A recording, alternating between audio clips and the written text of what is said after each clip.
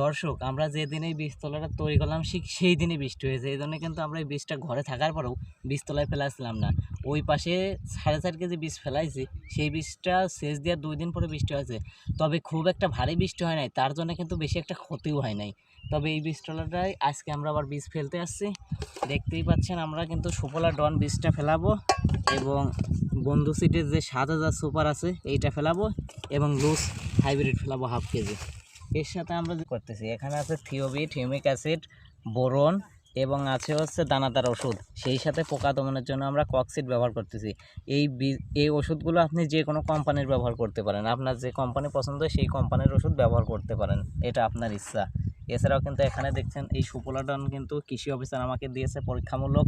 এবছর আবাদ করব, এবছরই নাকি এই বীজটা নতুন।